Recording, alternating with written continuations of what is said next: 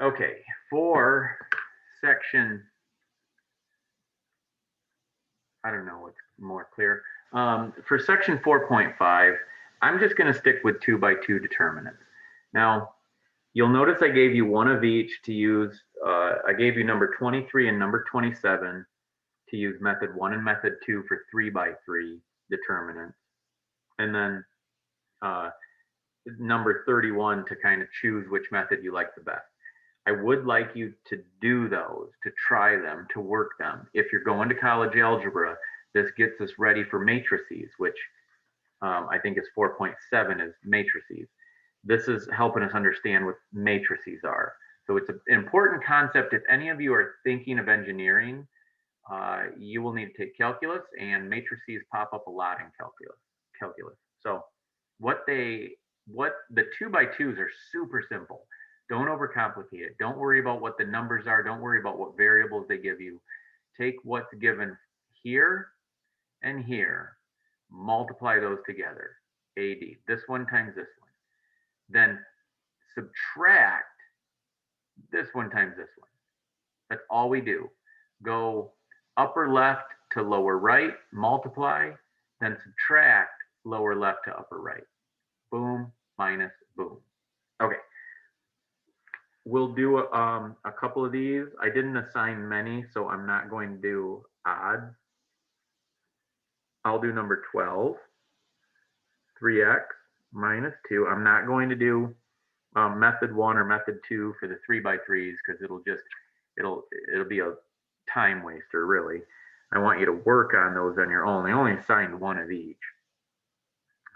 3 equals 26. So what we have is we're going to take, I just got to make sure I wrote it down right. We're going to take our AD. So this one times this one. I'll put it down here. 3x times 3. We're going to subtract this one times this one. 2x times negative 2. Make sure you treat that as the number. That is a negative 2. We don't treat this like 3x minus 2, 2x plus 3. We just say there's a positive 3x, positive 2x, negative 2, positive 3. That has to equal 26. This minus this has to equal 26. So 3x times 3 is 9x. Minus 2x, well, I'll do this. Minus 2x times negative 2, that's actually negative 4x. So 9x minus a minus is a positive. So 9x plus 4x. 13x equals 26. I divide, x equals 2. So I solved for my x in number 12. Let's do, again, I'm going to stick with even. Let's do 18. We'll do number 18. And we have x squared, a negative 2, an x, and a 1 equals 35. I almost wrote 55. Again, that initial writing it down is where a lot of mistakes come. So I have, I'll leave one parenthesis off this time, x squared times 1 minus x times negative 2. It doesn't matter which one you write first as long as you keep track that you're subtracting both of those multiplied together. So I have x squared plus 2x equals 25 for number 18. And what I end up with is, since I have an x squared, now I can pull an x out. I could try that. Let me do it over here. If I pull an x out, I'll show you the issue. If I pull an x out, I still have to try to figure out what x times x plus 2 equals 25 is. When you have an x squared, typically you want to always go, I guess your go-to is always just set equal to 0. And say, all right, what do we have here? We have, we'll try a 5 and a 5. Now for a negative 25, it doesn't really matter what we do here because, oh crap, 35. And that's where the mistake comes. It's honestly, I swear it's clearer on the monitor than it is on my paper in the light here. I'm trying to do this late at night. 35.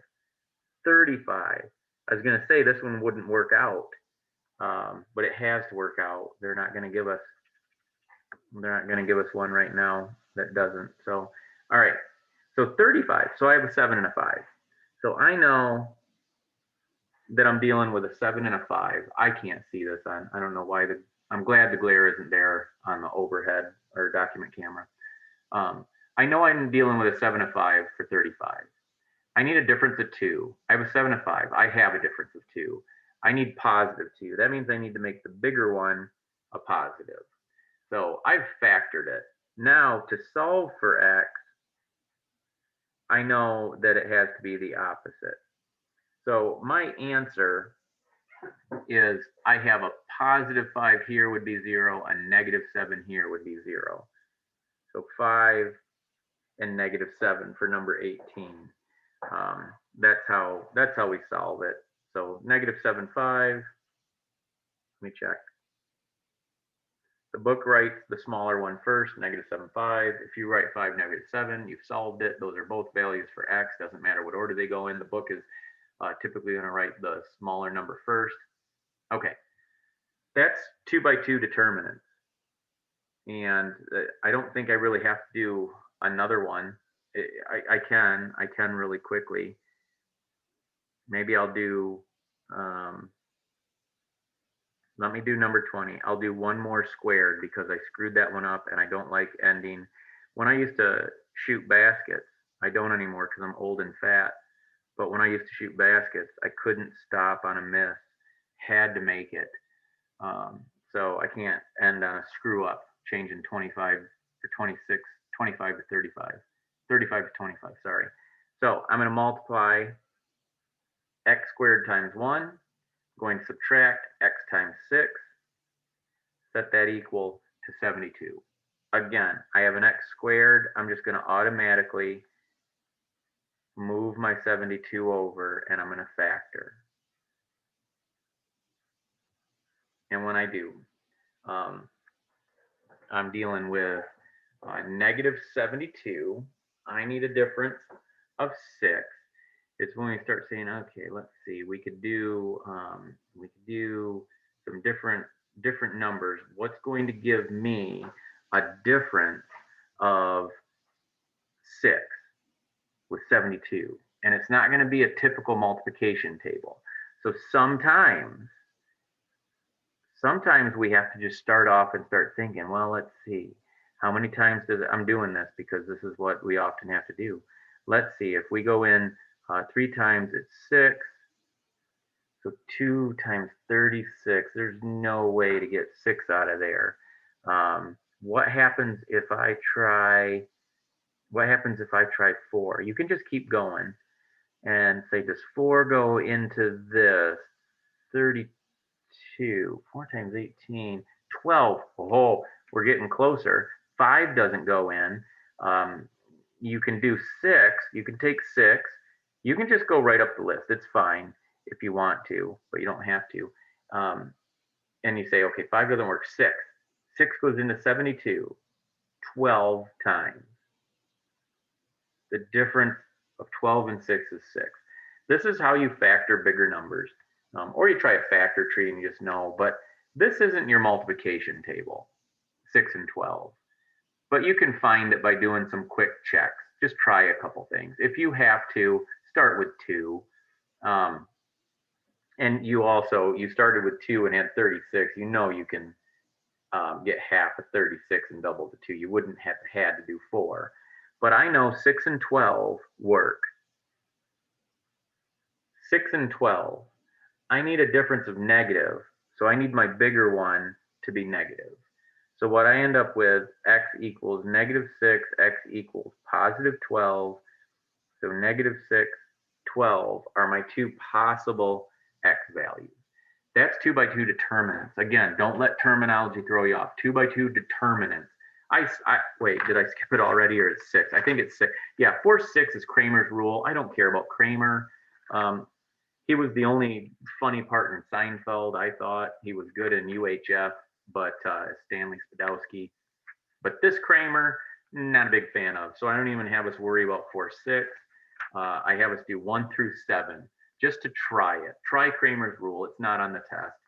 And then I'm going to jump ahead, and my next video lecture will be section 4.7.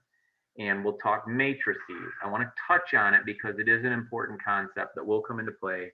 There will be one test question dealing with matrices. Okay, hopefully you're liking this stuff so far. It's not too bad.